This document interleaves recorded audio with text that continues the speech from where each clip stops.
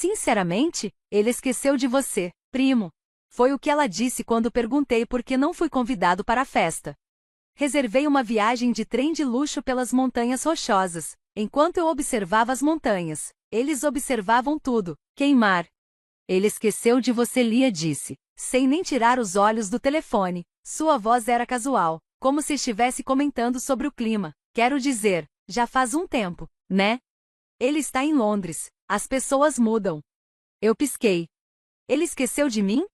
Ela finalmente ergueu os olhos, como se minha confusão fosse inconveniente.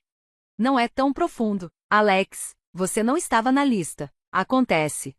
Sem desculpas, sem simpatia. Só que Ryan voltou da universidade em Londres na semana passada. Meu irmãozinho. Aquele que eu ajudei a correr, aquele cujo aluguel eu paguei quando ele se mudou, aquele para quem eu transferia dinheiro todo mês quando nossos pais diziam que não podiam sustentá-lo no exterior. Aquele que me ligou chorando depois do segundo exame porque achava que tinha reprovado, e eu fiquei acordado a noite toda falando com ele. Esse Ryan. Eu paguei pelo plano de telefone dele para que ele pudesse manter contato com sua, digamos, vida, enquanto estava fora. Preenchi metade da papelada de imigração dele porque ele odiava formulários. Até vendi meu violão vintage para ajudá-lo a cobrir o depósito do apartamento de estudante. E ele esqueceu de mim. A festa estava em todo lugar online. Uma recepção com buffet no jardim da casa dos nossos pais, luzes penduradas, uma torre de champanhe. Alguém tocando saxofone. Todos estavam lá, tios, tias, primos que eu não via há anos, até aquele vizinho que Ryan odiava quando criança. Todos. Menos eu. Não fui convidado. As legendas foram um soco no estômago. Tão orgulhosos do nosso Golden Boy. Bem-vindo de volta, Ryan. Sua família te ama. Meu nome não foi mencionado uma única vez. Nem nos discursos. Nem nas postagens. Nem nas fotos. Fechei o aplicativo. Meu telefone vibrou com uma nova notificação, outra postagem da festa. Desliguei. Naquela noite, reservei uma viagem de trem de luxo pelas Montanhas Rochosas. Primeira classe, vagão com janelas panorâmicas, uma suíte privativa, jantares de vários pratos. Silêncio. Não contei a ninguém, fiz as malas e fui embora na manhã seguinte. Sem explicações. Sem mensagens. Ninguém percebeu. Enquanto brindavam Ryan com champanhe, eu tomava café preto em um assento de couro, observando a luz do sol brilhar sobre os picos nevados. O trem zumbia sob mim como um segredo. O silêncio era melhor do que qualquer discurso. Se você não está na lista de convidados, faça seus próprios planos. Você quis ajudar, ninguém te forçou. Foi o que minha mãe disse quando perguntei por que ninguém tinha me convidado. Deixe-me te levar de volta. Quando Ryan entrou na pós-graduação em Londres, nossos pais ficaram emocionados. Principalmente porque isso significava que poderiam se gabar. Nosso filho mais novo está indo para o exterior. Eles diziam para todo mundo. Ele sempre foi o inteligente. Em todos os jantares de família, em todas as chamadas em grupo, Ryan era a estrela. Eu era a equipe de bastidores. Escondido, necessário, invisível. Fui eu quem preencheu os documentos do visto quando Ryan não entendeu uma palavra da papelada. Fui eu quem transferiu o depósito do primeiro semestre, enquanto nossos pais alegavam que nossas contas estavam congeladas. Fui eu quem ficou acordado, atualizando dos formulários da embaixada até às 3 da manhã porque Ryan perdeu o passaporte antes das finais. Esse era eu também.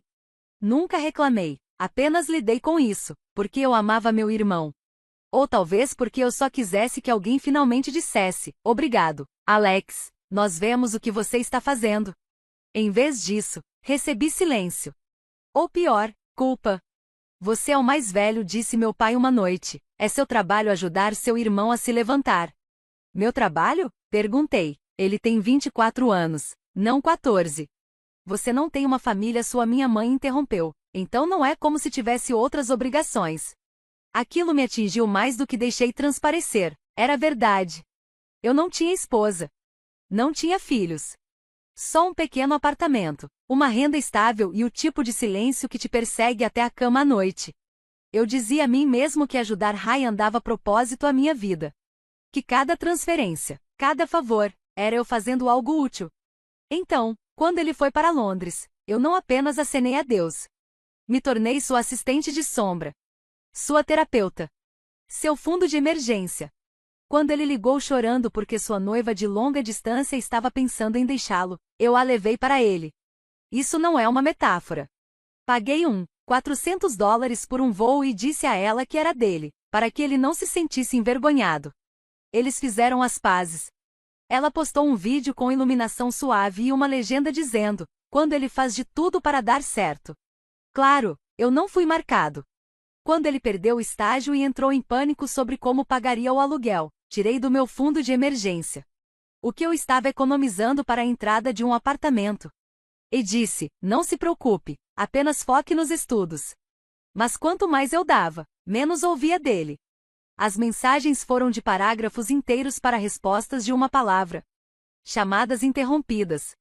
Meu nome sumiu da conversa. Eu nem sabia que ele estava voltando para casa até Lila mencionar isso num brunch de família. Ah, sim, Ryan chega na semana que vem, disse ela, molhando a torrada na gema. Tem uma coisa grande planejada. Eu quase engasguei com o café. Uma coisa grande? Sim, recepção no quintal, luzes no jardim, bar aberto, música ao vivo, uma vibe completa. Eu pisquei. Ninguém me disse nada. Lila fez uma pausa, como se percebesse que tinha falado demais. Tenho certeza de que você está convidado, você deve estar. Mas eu não estava. Uma semana depois. Ainda sem convite. Sem ligação. Nada. Então mandei mensagem para minha mãe. Ei, qual é o plano para a chegada do Ryan? Quer que eu ajude a organizar? Ela respondeu 4 horas depois. Ah, está quase tudo sob controle. Pensamos que você estava ocupado com o trabalho. Ocupado com o trabalho. Olhei para a mensagem por um longo tempo. Era isso. Não adoraríamos ter você. Nenhum vem mais cedo. Ryan adoraria te ver. Só presumimos. Mostrei a mensagem para minha amiga Maia naquela noite. Ela leu 2 vezes e disse baixinho: você sabe que eles estão te dando um gelo, né? Mas, eu sou quem o ajudou a sobreviver em Londres. Exatamente. E agora, ele não precisa mais de você. É por isso que isso ainda está acontecendo. Me agarrei a um resquício de esperança. Na noite da festa, me vesti como se ainda pudesse ser convidado de última hora. Mantive o telefone por perto, só para garantir. Nada aconteceu. Em vez disso, assisti às histórias passando. Ryan abraçando nossos pais sob uma fileira de luzes douradas. Ryan dançando com sua noiva ao som de um saxofone ao vivo. Ryan levantando um brinde enquanto meu pai aplaudia como se fosse o pai do ano. Lila postou uma foto em grupo. Legenda: as pessoas que mais importam. Eu não estava nela. Liguei para ela. Eu nunca faço isso. Então ela atendeu na mesma hora. Ei, Alex. O que foi? Por que eu não fui convidado? Silêncio. Lila suspirou. Eu não sei. Talvez você devesse falar com Ryan. Você sabia? Pausa. Então, honestamente, ele simplesmente se esqueceu de você. Simples assim. Desliguei antes que ela pudesse acrescentar qualquer coisa. Eu não chorei. Eu não fiquei furioso. Apenas abri meu laptop, entrei no site da Via Rail e reservei algo que eu olhava há anos, o trem panorâmico de luxo através das montanhas rochosas canadenses. Dias inteiros em cúpulas de vidro. Restaurante gourmet. Sem serviço de telefone. Sem família. O e-mail de confirmação chegou. E pela primeira vez em meses senti paz. Eles fizeram a lista de convidados.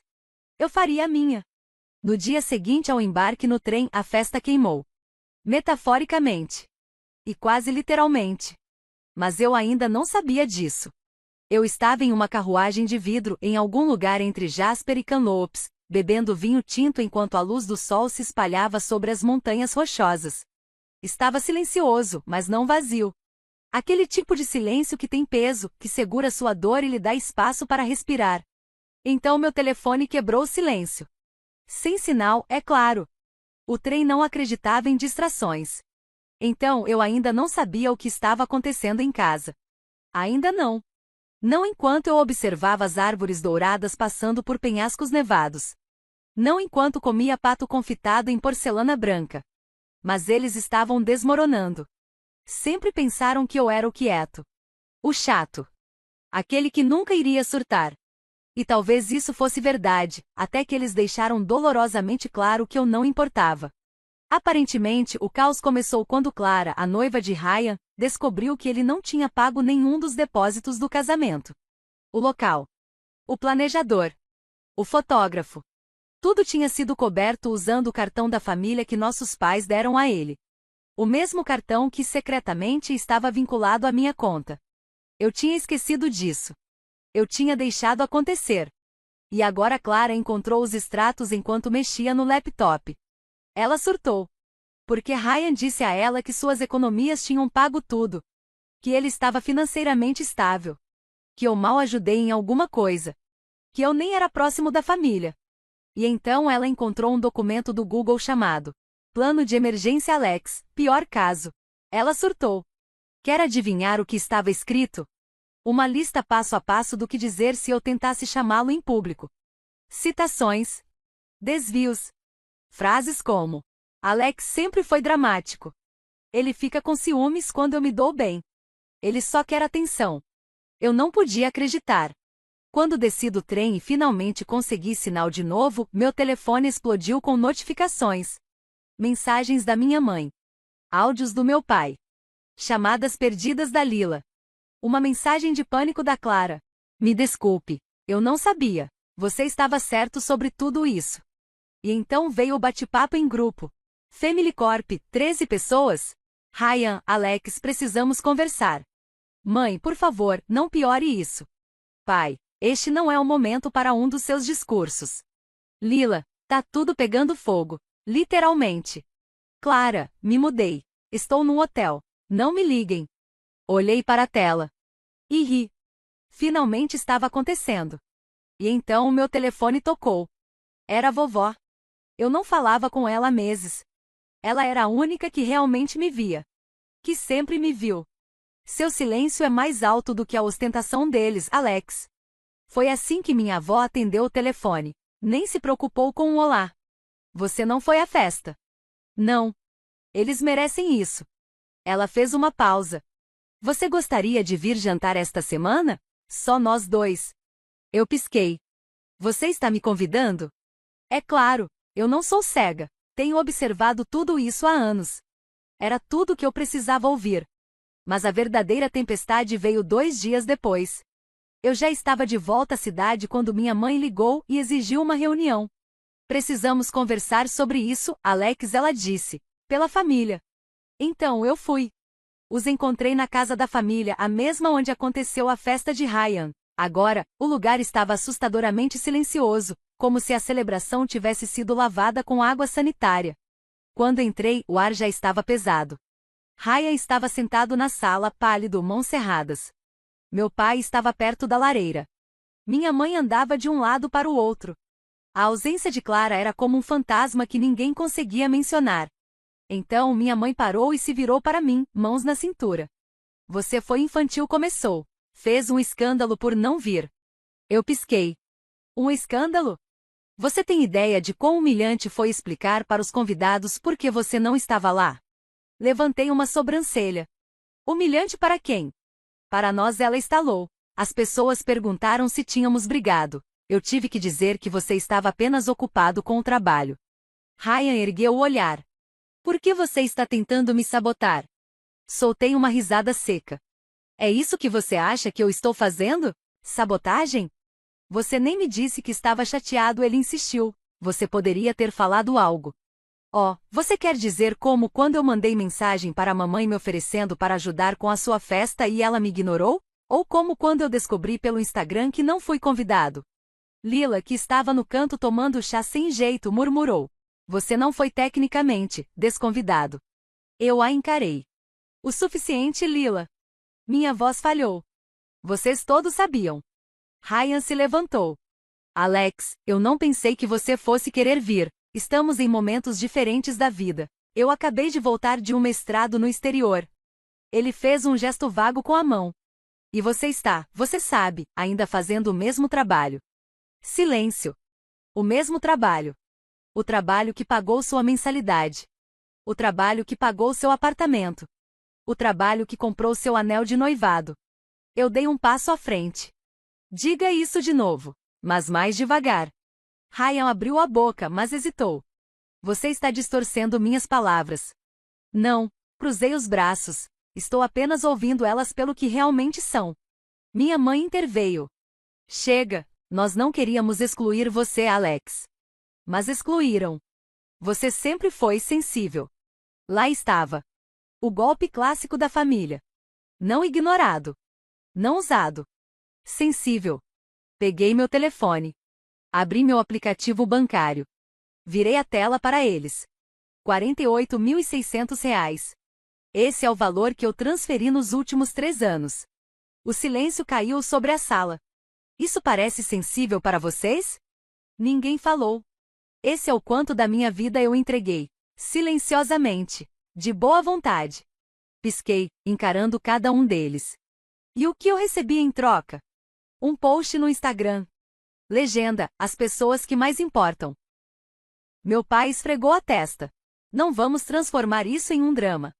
É um drama. Minha voz cortou o ar. É o gênero favorito de vocês. Apontei para Ryan. Estrelando, Ryan, o menino de ouro. Apontei para minha mãe. Mamãe, a mártir. E depois, para mim. E eu, o figurante sem fala. O silêncio era ensurdecedor. Então, fiz algo que nunca pensei que faria. Caminhei até a lareira. Peguei uma foto de família.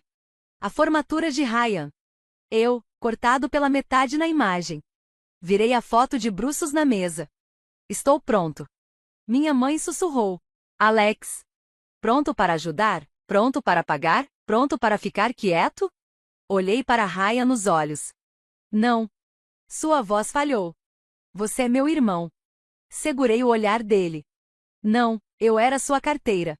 E então, eu saí. Não olhei para trás. Não porque não queria. Mas porque eu sabia que, se olhasse, algo em mim hesitaria. Algo em mim tentaria perdoar. Tentaria ficar quieto de novo. Mas essa versão de mim não sobreviveu àquela sala de estar naquele dia. E o silêncio que veio depois? Foi ensurdecedor. Sem ligações. Sem mensagens. Sem desculpas frenéticas. Nada. Apenas paz. Na primeira noite, sentei sozinha no meu apartamento e me permiti sentir isso. A quietude. A leveza de não carregar a vida de mais ninguém.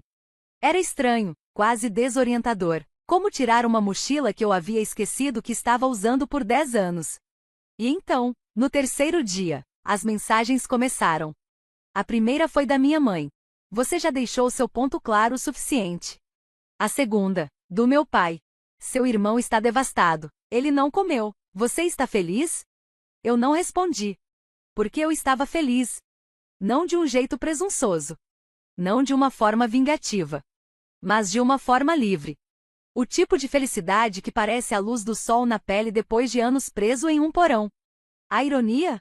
Pela primeira vez na vida, eu não queria consertar isso. Eu não senti culpa. Eu não me perguntei se fui longe demais. Em vez disso, comecei a viver. Fui tomar café da manhã em um canto de uma cafeteria, sem telefone, apenas um livro. Andei pelo parque ouvindo jazz. Apaguei o chat do grupo da família. Mudei a senha da conta compartilhada da Netflix. Pequenas coisas, talvez. Mas pareciam recuperar oxigênio. No quinto dia, minha prima Lila ligou. Eu quase não atendi. E ela disse suavemente: podemos conversar? Sobre o quê? Sobre o que aconteceu. Eu não sabia que isso iria tão longe. Eu ri. Ir tão longe? Lila, eu não fui convidado para a festa do meu próprio irmão. Ela hesitou. Eu sabia, admitiu, baixinho. Eu sabia que você não foi convidado. Como? Ryan me disse para não te contar. Ele disse: Alex não vai se importar. Ele está sempre ocupado. De qualquer maneira. Lá estava. A máscara finalmente caindo. Eu não falei nada. Então Lila respirou fundo, como quem arranca um curativo de uma vez. Clara terminou com ele. Eu congelei. Ela se mudou, ela encontrou os registros bancários, descobriu tudo. Minha mente ficou em branco. Ela disse que não fazia ideia de que ele usou o cartão dela, ou que ele mentiu para nós sobre a viagem para a França. Ela fez uma pausa. Clara está furiosa. Diz que nem sabe mais quem ele é. Mais silêncio. E então Lila sussurrou. Ela também disse que você foi a única razão pela qual ela deu a ele uma segunda chance, naquela época. Senti as palavras pesarem no meu peito. Não dolorosas. Apenas reais. De qualquer forma, Lila murmurou, agora ainda mais baixo, me desculpa por ter ido junto com tudo isso, por ser uma covarde. Eu não disse que estava tudo bem. Porque não estava. Mas agradeci por ela ter dito a verdade. No dia seguinte, meu telefone tocou. Meu pai. Deixei tocar até cair na caixa postal. Então, ele mandou uma mensagem. Venha para o jantar de domingo, sem pressão, apenas conversar. Eu não respondi. Porque eu não estava pronta para sentar naquela mesa de novo. Não como a mesma pessoa que uma vez foi invisível ali. No 7º dia, uma nova mensagem. Clara. Você estava certa. Sobre ele, sobre tudo isso. Me desculpe. Obrigada por tudo que você fez. Eu só queria ter sabido antes. Olhei para aquela mensagem por um longo tempo. Não porque doeu. Porque não doeu. Parecia justiça. Enquanto isso, a família começou a rachar. Minha mãe postou citações vagas no Facebook. Perdão é divino. Algumas pessoas precisam de tempo para crescer. Meu pai mandou mensagens passivo-agressivas. Todos nós temos nossos papéis nesta família. Alex, você sempre foi o forte. Mas eu não queria mais ser o forte. Eu queria ser eu mesmo. Então, comecei a limpar os destroços. Cancelei o cartão da família. Mudei o pagamento automático das assinaturas do Ryan. Me excluí dos arquivos compartilhados. Dos calendários. Das contas. E então, deixei o grupo da família. Para sempre. Cada ação parecia uma chave girando em uma fechadura. Não para excluí-los, mas para me deixar sair. Passei os dias seguintes em algum lugar tranquilo, nas montanhas. Sem sinal de telefone. Sem conversas. Apenas ar. E pela primeira vez em anos, eu não estava pensando em quem precisava de algo de mim. Eu estava pensando no que eu precisava. Eles pensaram que eu voltaria. Eles sempre pensam. É isso que acontece com as pessoas que usam você. Eles presumem que você vai redefinir. Que seus limites são temporários. Que sua raiva é performática. Que você vai se acalmar, pedir desculpas e voltar ao papel que eles te deram. Mas não desta vez. Não depois do silêncio. Não depois que a verdade veio à tona. Não depois de vê-lo se contorcer sob o peso das vidas que construíram nas minhas costas. Já faz um mês. Um mês inteiro desde a festa para a qual não fui convidado.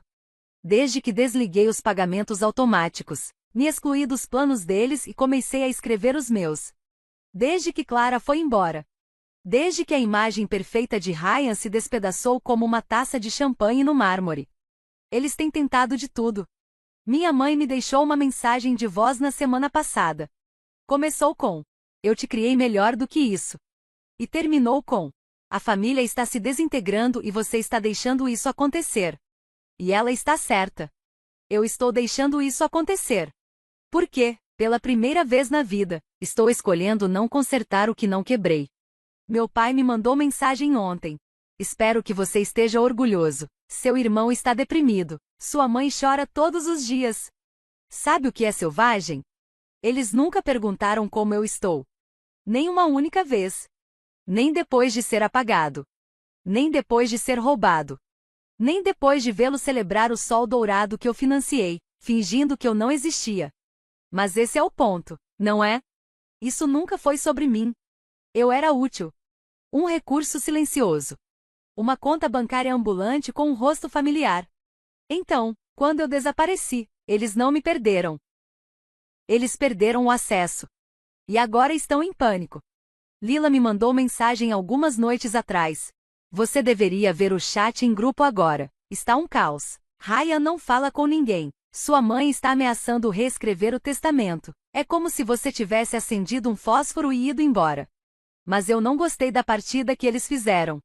Quando me deixaram fora da lista de convidados. Quando disseram, ele se esqueceu de você. Quando riram e brindaram e dançaram, fingindo que eu era um peso morto. Tudo o que fiz foi parar de apagar os incêndios deles. Sabe o que é estranho sobre a paz? O quão viciante ela se torna. Eu costumava pensar que amor significava sacrifício. Que família significava suportar. Que ser um bom filho, um bom irmão, significava engolir o desrespeito pelo bem maior. Mas agora? Amor, para mim, parece liberdade.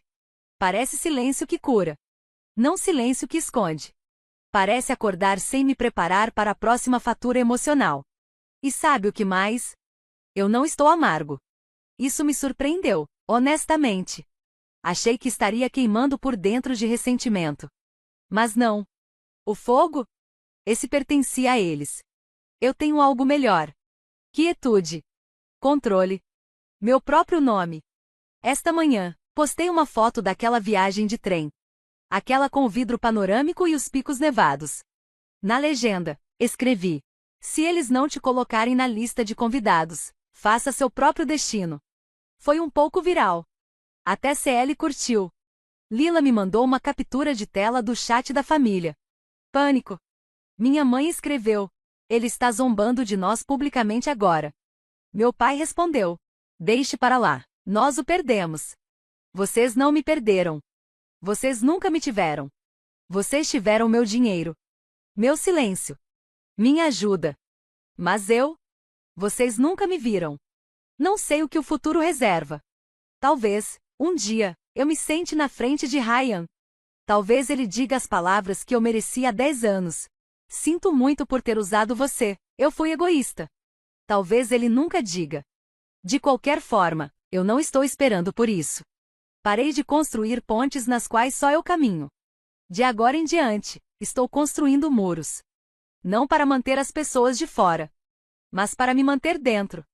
Para proteger as partes de mim que foram drenadas, tentando manter os outros confortáveis. Para proteger a paz pela qual sangrei. Para, finalmente, me escolher sem pedir desculpas.